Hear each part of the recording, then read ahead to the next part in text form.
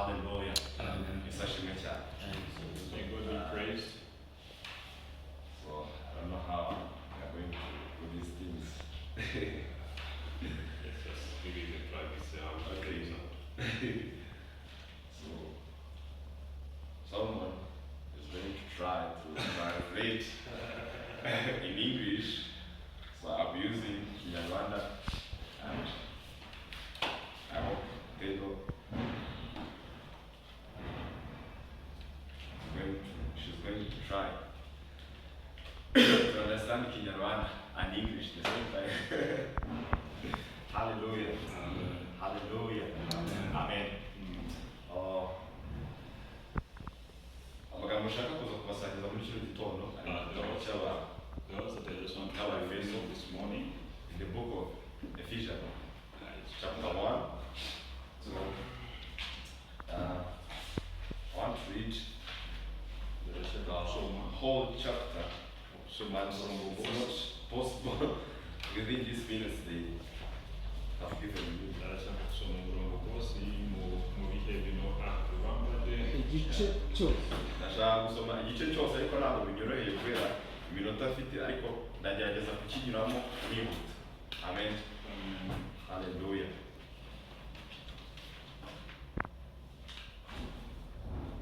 So our first igice cya mbere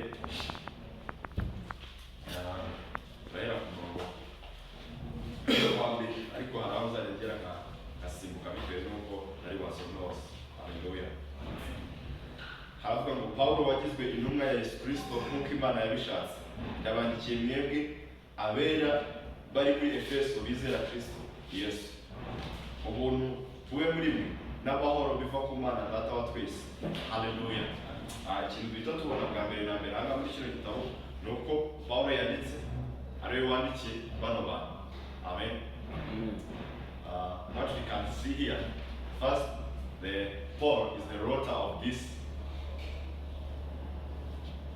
epistle. So, and the people he wrote to was the Ephesians. So, then we start by greeting them. Here on the number verse 12, verse 3 says that grace be to you and peace from God our Father and from the Lord Jesus Christ. So he was greeting them. Yararimo kubasuhuza abifuza kugira ngo amahoro y'Imana abane nabo. Hallelujah. Hanyuma ikintu ushaka kugira ngo ngaruke muri no minota mikeya bivuze kuzoza n'iminota 17. Nuko twageze muri Kristo Yesu. Hallelujah. Twahawe umugisha wo kwitwa abana b'Imana. You have been given the blessing of being the sons or the children of God. Hallelujah. And I want us to know that there is a blessing that we have been given through being the children of God. Hallelujah. The Bible calls it the spiritual blessings. Hallelujah. So, hari imigisha twaherewe muri Kristo Yesu, kandi iyo migisha yitwa imigisha yo mu buryo bwo mu mwuka. Hallelujah. Kandi iyi migisha twayihawe kubera ko twabaye abana b'Imana. Hallelujah. So, rero nibyo nshaka kugarukaho muri ino minota. Amen. Amen. Imana y'Umwami wacu Yesu Kristo ari na yose ishimwe, kuko yaduhereye muri Kristo imigisha yose y'umwuka yo mu ijuru.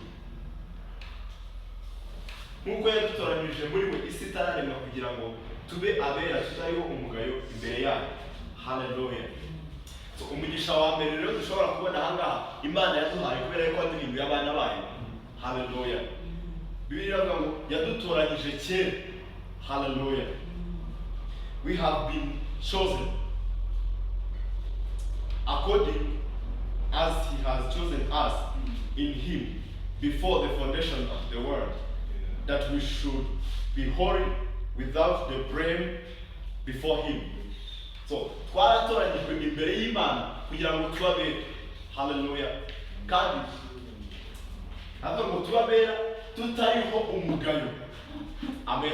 So umugisha wa mbere rero dufite wo kuba abana b'Imana nuko nta mugayo utugaragaraho. Hallelujah. The first blessing that we have in Christ is to be blameless. So here it says that we have been chosen before the foundation of the world, that we should be holy without the blame before Him in love. Hallelujah. So twaratoranyijwe rero kugira ngo tubabera mbere isi itararema. Hallelujah. Na mbere yuko ibintu byose bibaho, we have been chosen, twaratoranyijwe kugira ngo duhinduke abera kandi duhinduke abantu batariho umugayo mu maso y'Imana. Hallelujah. So muri Kristo Yesu rero tumaze guhinduka abana b'Imana. Hallelujah. Nta mugayo tugifitanye cyangwa se nta mugayo uturiho uyu munsi wa none kubera guhinduka abana b'Imana, kubera n'umugisha Imana yaduhaye wo kwitwa abana bayo. Hallelujah. So ndashaka ko tujya ku murongo wa 5 on verse 5. Kuko yagambiriye kera kubw'urukundo rwayo ko duhinduka abana bayo tubeshejwe na Yesu Kristo kubw'ineza y'ubushake bwayo. Ku murongo wa 6, kugira ngo ubuntu bwayo butagira akagero bushimwe ubwo yaduhereye mu mukunzi wayo. Hallelujah. Rero undi mugisha wo kuba abana b'Imana twahawe. Hallelujah. Nuko muri Kristo Yesu twaherewe nk'ubuntu. Hallelujah. In Christ we have been given the grace. Hallelujah. Ku murongo wa 7, undi mugisha twahawe, another spiritual blessing that we have, niwe waduhesheje gucungurwa kubw'amaraso ye, ariko kuba bari mu bicumuro byacu nk'uko ubutunzi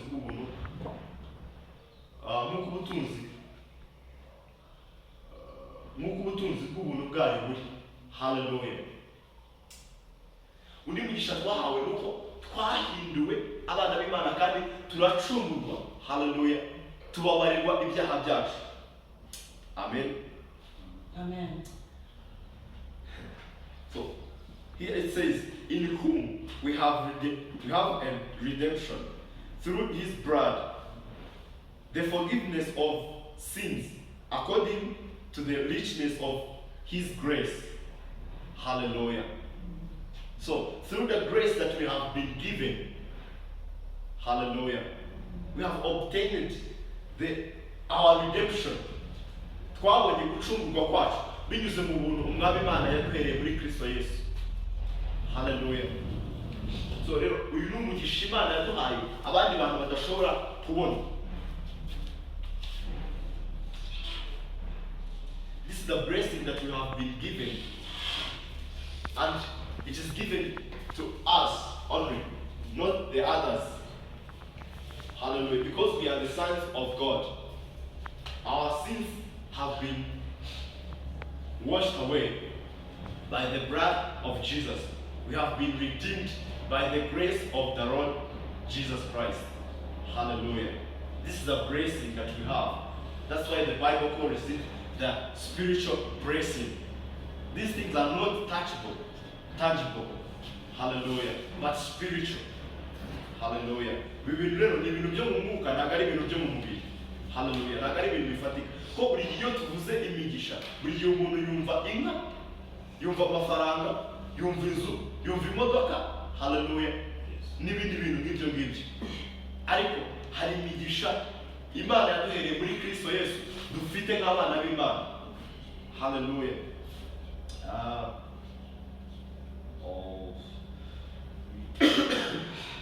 Ku murongo wa 8 aravuga ngo ubwo yadushakijeho ukatubera ubwenge bwose no kumenya.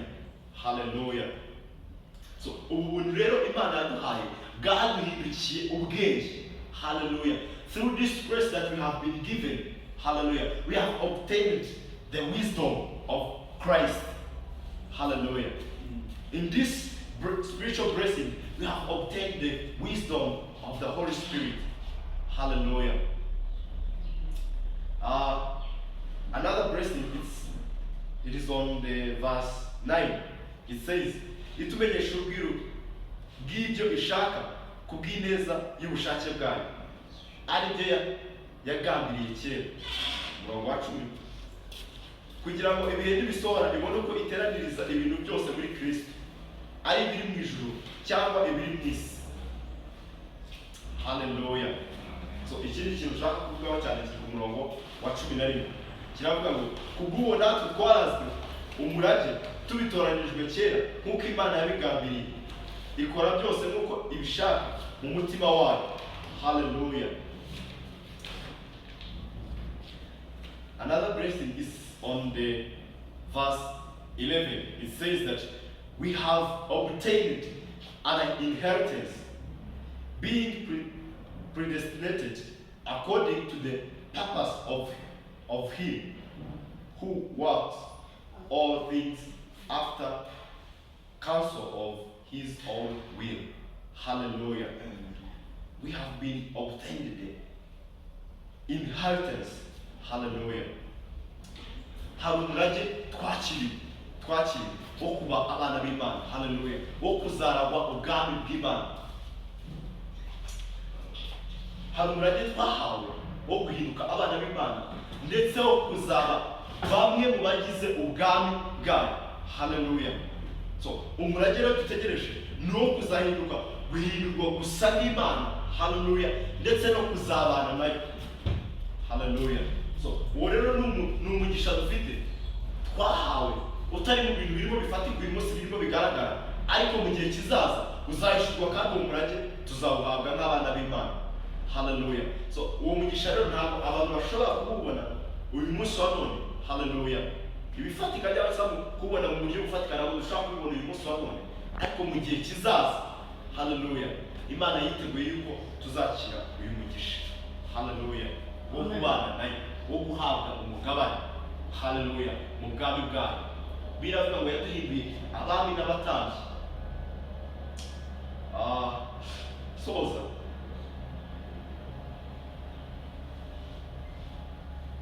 ikindi hano ku murongo ukurikiraho wa 12 baravuga ngo yaduhaye umwuka wayo kugira ngo abe ingwate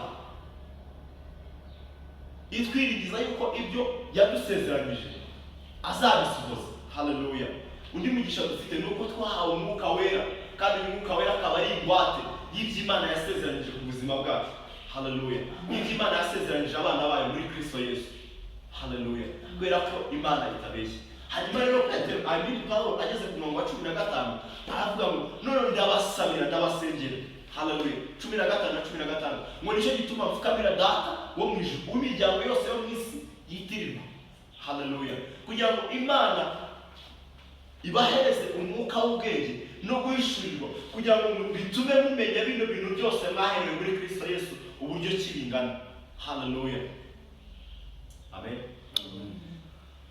Arasabira abantu bantu kugira ngo bahabwe umwuka w'ubwenge, the spirit of wisdom and revelation, so that they will know these blessings that they have been given through Christ. Hallelujah. Nanjye ndabasabira muri kino gitondo kugira ngo Imana y'Umwami wacu Yesu Kristo, I pray for you in this morning, so that the Father of our Lord Jesus Christ, He will give you the spiritual understanding. Hallelujah. The spiritual wisdom, so that you will be able to discern His will. Hallelujah. So that you will be able to discern these blessings that He has given us through Christ. Hallelujah. Ndabasabira kugira ngo Imana y'Umwami wacu Yesu Kristo ariyo nasi ibahe umugisha, ibahe umwuka w'ubwenge kugira ngo bitume murushaho kuyimenya. Hallelujah. Mumenye ubwinshi bw'imbaraga izo yashyize muri Kristo Yesu. So that you know the abundance of the power that He has placed in Christ when He was resurrecting Him from the dead. Hallelujah. I pray may your spiritual wisdom, hallelujah, your spiritual eyes be opened, and you will see the grace of the Lord, and you will see the blessings that you have been given. Hallelujah. Ndabasengera kugira ngo Imana y'Umwami wacu Yesu Kristo bahumure amaso mubone imigisha mwaherewe muri Kristo Yesu uburyo ki ari nyinshi. Hallelujah. Kandi itangaje. Mwami ndagushimira yuko duhaye imigisha Mwami muri kino gitondo wo kumva Mwami. Hari imigisha waduhereye muri Kristo Yesu kandi iratangaje kandi ni nyinshi Mwami. Kubera yuko atari ibintu bifatika, atari ibintu bigaragara Mwami, ntabwo dushobora kubitinzaho amaso, ntabwo dushobora mwami Mana nzima kubitekerezaho igihe kinini cyane mwami, ariko birakomeye mwami uburyo ki wadutoranyije mwami ukaducungura muri Kristo Yesu, warangiza ukaduhereza umurage data mwami Mana nzima. Ikindi nyine Imana nzima ukaba ushaka duhishurwa n'imbaraga ziri muri we data mwami, uburyo ki zitagira akagero mwami. Ndasenga kugira ngo uhumure amaso y'imitima yacu kugira ngo duhoreze mwami tukumenye, tuguhishurwe kandi tumenye uburiwe kubera yuko ukiranuka mwami kandi ugira neza mwami. Ndagushimiye kuri Imana nziza, ndagushimiye ko dufitiye umugambi mwiza mwami, ndagushimiye ko wishimiye mwami